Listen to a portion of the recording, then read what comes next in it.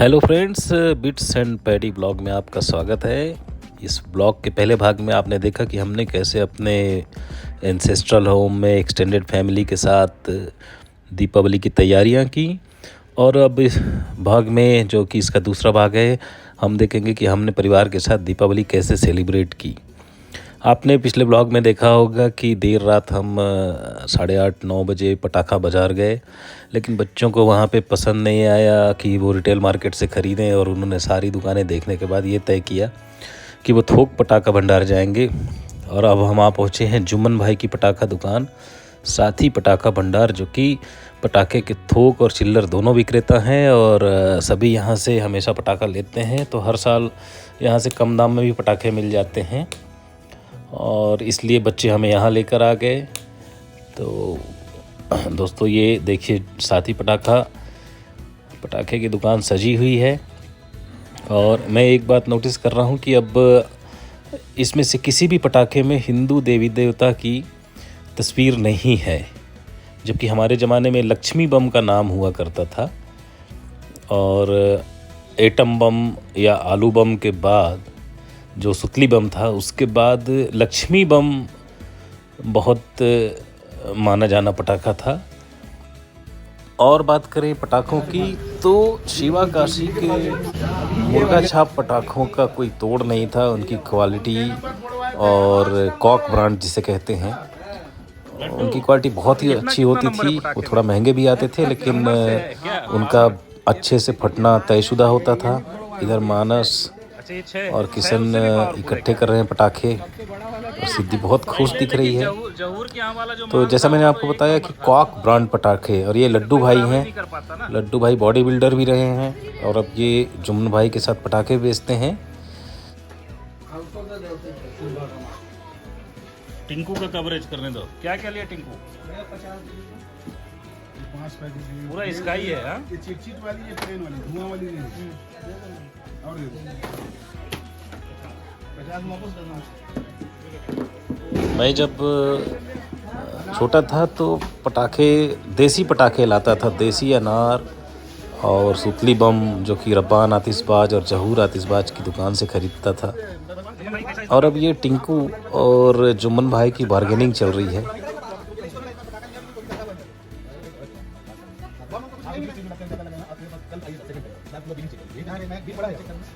अब चिंता मत कीजिए, ऐसा चलता रहता है। लास्ट में और अंत में सौदा पट ही जाएगा। जुम्मन भाई और टिंकू भाई दोनों देख के हंस रहे हैं मुझे। टिंकू आज भी बच्चा ही है पटाखों के मामले में, और जितने पटाखे हमारे तीनों चारों बच्चे मिलके फोड़ते हैं, उतना ये अकेले फोड़ देता है।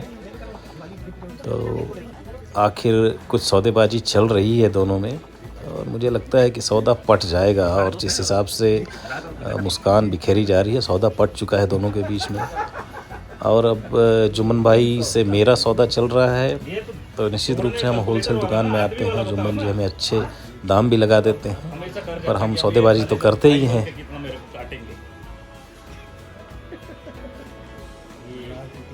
बताना।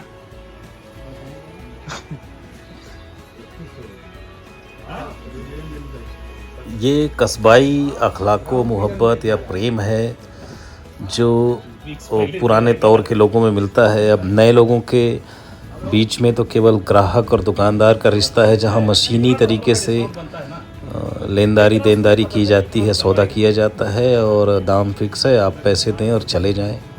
आप बहुत ज़्यादा बार्गेनिंग नहीं कर सकते।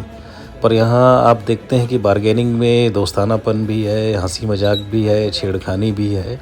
और सौदे में दाम कम करने से ज़्यादा एक उसका एंटरटेनमेंट या एंजॉय है।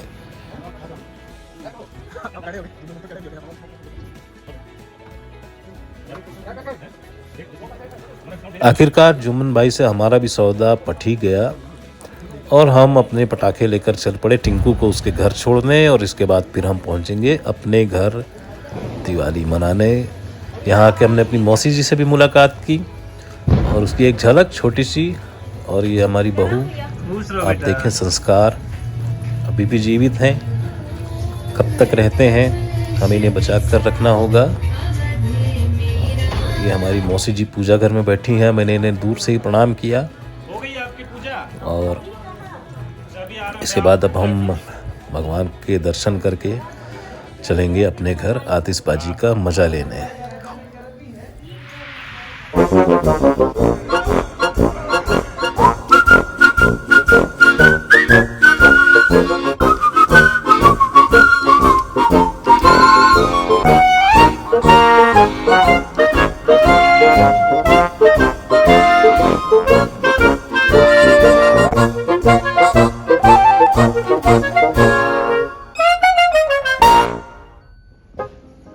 हम घर आ चुके हैं और अब घर में भी पूजा अपने अंतिम चरण में होगी। रात के 9:30-10 बजे का समय है और आखिरकार घर को सजा दिया गया है।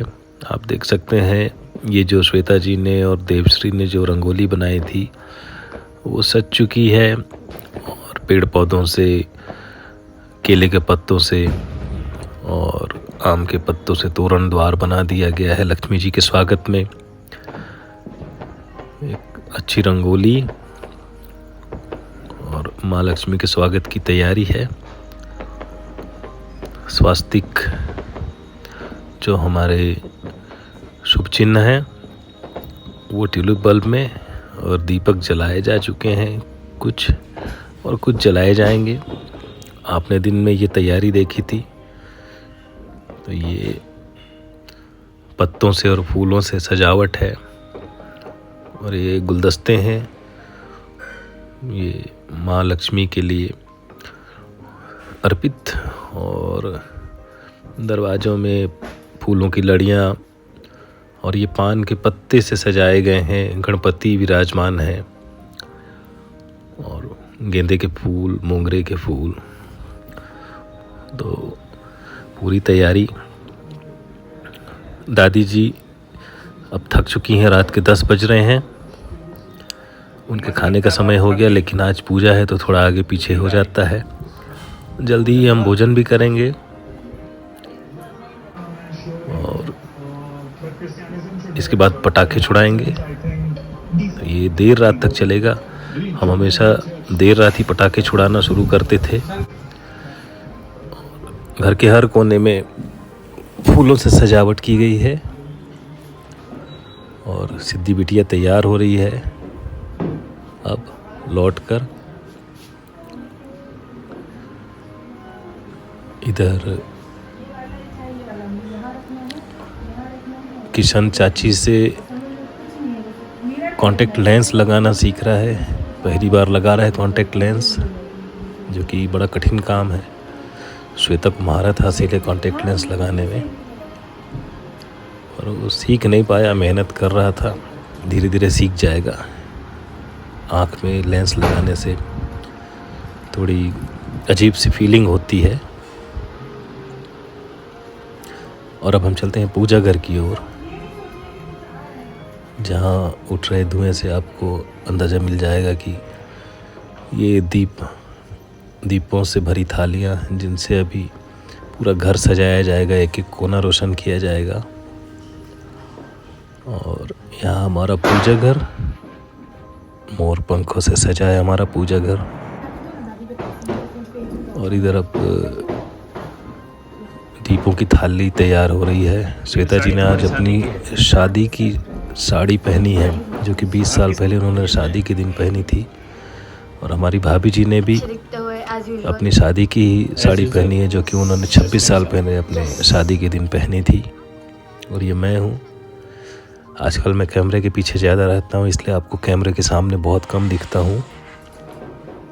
और अभी हमारा परिवार, दोनों बहुएं, दादी जी, बेटियाँ और बेटे, ये दीपक जलाने की तैयारी हो रही है। इसके बाद सारे घर में दीपक सजाए जाएंगे, बाहर दीपों से रोशनी की जाएगी। इधर देखो भाई साहब, जैसा कि हर घर में होता है।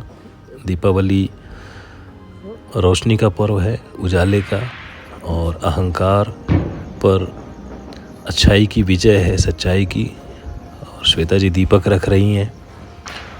बहुओं का स्वरूप सबसे अधिक सुंदर लगता है जब वो थाल में दीपक सजाकर और उन्हें अपने घर में कतार में लगाती हैं। और सिद्धि और किशन अब पटाखे छुड़ाने की तैयारी कर रहे हैं।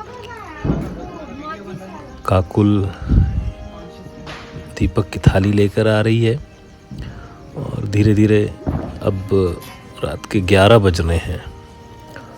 तो मैंने आपको बताया कि हम पटाखे बड़ी देर से छुड़ाया करते थे और उसकी एक वजह रही कि उस समय इतने संसाधन और संपन्नता नहीं थी, तो पैसे कम हुआ करते थे।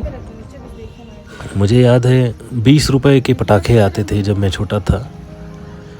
हमारे लिए कुछ फुलझड़ियाँ, कुछ रस्सी जैसा कुछ होता था और सांप, और सब मिलजुल के पटाखे छोड़ते थे क्योंकि हर एक के लिए अलग अलग लाने की बहुत क्षमता नहीं होती थी।